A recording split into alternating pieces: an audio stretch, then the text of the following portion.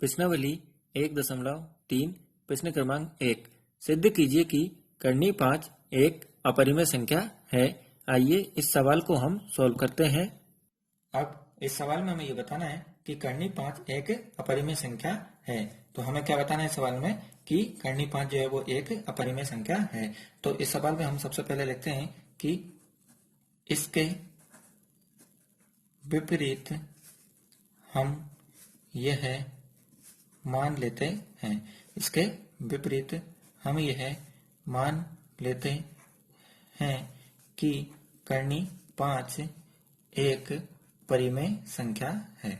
कि कर्णी 5 एक कैसी संख्या है? ये परिमेय संख्या है। और हमें सवाल में क्या दे रखा है कि ये एक अपरिमेय संख्या है।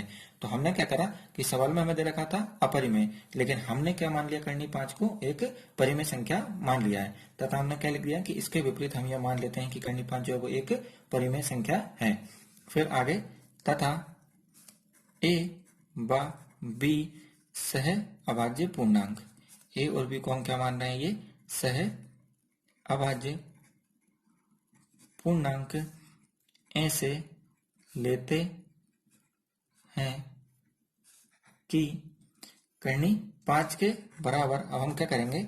ए बटे बी को लिख देंगे और जहां जो बी का मान है वो किसके बराबर नहीं होना चाहिए? 0 के बराबर नहीं होना चाहिए। तो इसके विपरीत हम ये मान लेते हैं कि कर्णी 5 जो एक परिमेय संख्या है तथा ए व बी जो है वो से अभाज्य पूर्णांक ऐसे लेते हैं कि कर्णी 5 बराबर कितना हो जाएगा? ये ए बटे बी, और जहाँ बी का मान क्या नहीं होना चाहिए? 0 नहीं होना चाहिए। अब सह अभाज्य पूर्णांक, तो सह अभाज्य पूर्णांक वे संख्याएं जिनका संख्या 1 के अलावा अन्य कोई उपनिष्ठ गुणनखंड ना हो, वे संख्या क्या कहलाती हैं? ये सह अभाज्य संख्या या सह अभाज्य पूर्णांक कहलाती हैं। कि वे संख्याएं जिनका संख्या 1 के अलावा अन्य कोई उपनिष्ठ गुणनखंड नहीं होता है, वे सह अभाज्य संख्या कहलाती हैं। तथा इसमें एक चीज और याद रखना है कि यदि p a स्क्वायर को विभाजित करता है तो p जो है वो a को भी विभाजित करेगा। अब इस सवाल में हमें जो मान दे रखा है वो 5 दे रखा है। तो हमें ये याद रखना है कि अगर 5 a स्क्वायर को विभाजित करता है तो 5 ही a को भी विभाजित करेगा। अब हम वापस हमारे सवाल पे आते हैं जिसमें हमने मान निकाल लिया था कि कर्णी 5 बराबर कितना हो गया? ये a बटे बी। अब हम क्या कर रहे हैं? इनका तिर्यक गुणा कर रहे हैं। तो तिर्यक गुणा, तो b का गुणा किसमें कर देंगे? ये कर्णी 5 में, तो ये हो जाएगा कर्णी 5 b बराबर। अब इसके नीचे कुछ नहीं, मन से कितना मान लेंगे? 1, और 1 का गुणा a में करेंगे तो ये हमें a के रूप में ही प्राप्त हो जाएगा। तो ये हो गया कर्णी 5 b बराबर a। क्या करा हमने? तिर्यक गुणा करा, तो b का गुणा किसमें कर दिया? ये कर्णी 5 में, तो ये हो गया कर्णी 5 b। फिर ये बराबर के बराबर, नीचे कुछ नहीं है 1, 1 का गुणा a में करेंगे तो ये a के रूप में हमें ये प्राप्त होगा। फिर हम कोष्टक में लिख देंगे कि दोनों तरफ वर्ग करने पर, दोनों तरफ वर्ग करने पर। अब वर्ग करने से हमारा मतलब है कि दोनों के ऊपर हम क्या करेंगे? घात 2 चढ़ा देंगे। तो ये हो जाएगा कर्णी 5 b की घात 2 बराबर के बराबर, और ये भी हो जाएगा इधर a की घात 2, और घात कितनी है यहाँ पर? 2। तो हम इसे गुणा में कितने बार लिख देंगे? 2 बार। तो ये हो गया कर्णी 5 b गुणा कर्णी 5 b बराबर कितना हो जाएगा? ये 1 की घात 2। अब कर्णी 5 और कर्णी 5 का गुणा करेंगे तो ये कितना हो जाएगा? 5, और b का गुणा करेंगे तो ये हो जाएगा b की घात 2। ये बराबर के बराबर कितना हो जाएगा? ये 1 की घात 2। इसे हम नाम दे देंगे समीकरण 1।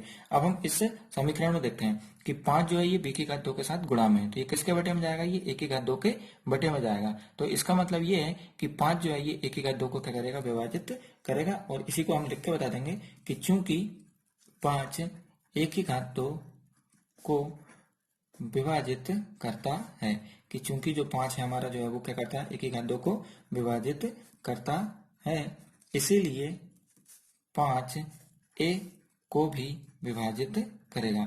इसलिए हमारा जो 5 है वो क्या करेगा? a को भी विभाजित करेगा, विभाजित करेगा। तो हमने क्या लिख दिया है कि चूंकि 5 जो है वो 1 की घात 2 को विभाजित करता है, तो इसीलिए 5 जो है वो a को भी विभाजित करेगा। अब इसके बाद अब हम a बराबर 5c मान लेते हैं। अब हम क्या कर रहे हैं कि मन से a बराबर कितना मान रहे हैं? 5c मान रहे हैं। तो हमने क्या मान लिया? ये a बराबर 5c। अब हम फिर से दोनों तरफ वर्ग कर रहे हैं, तो इसे भी हम लिख देते हैं कि दोनों तरफ वर्ग करने पर। अब वर्ग करने से हमारा मतलब है कि दोनों तरफ हम क्या करेंगे? फिर से घात चढ़ा देंगे। तो यहाँ a की घात ये 2 में बदल जाएगा, ये बराबर के बराबर, ये हो जाएगा 5c की घात 2। अब घात 2 से हमारा मतलब है कि इसे हम गुणा में कितनी बार लिख देंगे, 2 बार लिख देंगे, तो ये हो जाएगा 5c गुणा 5c। तो ये हो जाएगा हमारा 1 की घात 2 बराबर 25 और c की घात 2 हमारा वैसे का वैसा, ये गुणा में घातें जुड़ गई तो इसकी घात 1 इसकी घात, ये हो गया c की घात 2।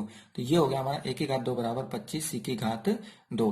अब हम क्या करेंगे कि 1 की घात 2 का मान ये समीकरण 1 से रख देंगे। तो यहाँ पर हम लिखते हैं कि 1 की घात 2 का मान समीकरण 1 से रखने पर, समीकरण 1 से रखने पर, और समीकरण हम 1 में देखते हैं कि समीकरण 1 में यहाँ 1 की घात 2 है और यहाँ भी 1 की घात 2 है। तो 1 की घात 2 का मान कितना है, ये 5 b की घात 2। तो यहाँ पर अब हम 1 की घात 2 की जगह पर कितना लिख देंगे, ये 5 b की घात 2 को लिख देंगे। तो हम 1 की घात 2 की जगह पे उसका मान रख रहे हैं जो है हमारा ये 5 b की घात 2, ये बराबर के बराबर, और ये 25 c की घात 2 हमारा वैसे का वैसे ही। अब 5 जो है ये b की घात 2 के साथ किसमें है, ये गुणा में है, तो इसे हम क्या करेंगे बटे में लिख देंगे। तो ये b की घात 2 तो वैसे का वैसे, ये बराबर ये 25 c की घात 2 बटे कितना हो जाएगा, ये 5, ये 5 गुणा में कहाँ चले गए, बटे में। अब इसे हम काट देंगे तो ये हो जाएगा 5 एकम 5, ये 5 25। तो ये हो गया हमारा b की घात 2 बराबर 5 c की घात 2। अब 5 के साथ ये c की घात 2 के साथ ये 5 जो है वो गुणा में, तो ये किसके बटे में जाएगा, ये b की घात 2 के साथ बटे में चला जाएगा। तो इसका मतलब ये है कि जो 5 है ये b की घात 2 को क्या कर रहा है, विभाजित कर रहा है। तो 5 अगर b की घात 2 को विभाजित करेगा तो 5 b को भी क्या करेगा, विभाजित करेगा। तो सबसे पहले तो हमने इसे नाम दे दिया ये समीकरण 2, और अब हम लिख देंगे कि चूंकि 5 b की घात 2 को विभाजित करता है, तो 5 को क्या कर रहा है, ये b की घात 2 को विभाजित करता है। अब 5 जब b की घात 2 को विभाजित करेगा तो इसीलिए 5 b को भी विभाजित करेगा। 5 जो है वो किसको भी विभाजित करेगा, b को भी विभाजित करेगा। तो इसमें हमने देखा कि 5 जो था ये c के साथ गुणा में था, तो ये 5 c की घात 2 था, तो c की घात 2 के साथ ये 5 गुणा में था, किसके बटे में जाएगा, ये b की घात 2 के बटे में जाएगा। यानी कि 5 जो है ये b की घात 2 को क्या करेगा, विभाजित करेगा। तो अगर 5 b की घात 2 को विभाजित करता है तो 5 b को भी क्या करेगा, ये विभाजित करेगा। अब आगे, अतः a और b में, अतः a और b में कम से कम एक ओवेनिस्ट गुणनखंड, अतः a और b में कम से कम एक ओवेनिस्ट गुणनखंड 5 है। अतः a और b में कम से कम एक ओवेनिस्ट गुणनखंड जो है वो कितना है, ये 5 है। अब हमने देखा कि a और b जो है वो सह अभाज्य संख्याएं थी। तो सह अभाज्य संख्या वे संख्या होती है जिनका ओवेनिस्ट गुणनखंड कितना आना चाहिए था, 1 आना चाहिए था, जबकि यहाँ पर कितना आ रहा है, ये 5 आ रहा है। तो यहाँ जो हमें ये विरोधाभास प्राप्त हो रहा है, और इसी को हम लिखकर बताते हैं कि यहाँ हमें विरोधाभास प्राप्त हुआ, यहाँ हमें विरोधाभास प्राप्त हुआ क्योंकि a और b, क्योंकि a और b सह अभाज्य पूर्णांक है। क्योंकि हमारी जो संख्या थी a और b वो कैसी थी, ये सह अभाज्य संख्याएं थी। तो इसी को हमने लिख दिया कि यहाँ हमें विरोधाभास प्राप्त हुआ क्योंकि a और b सह अभाज्य पूर्णांक हैं। अब ऐसा त्रुटिपूर्ण या गलत कल्पना के कारण हुआ।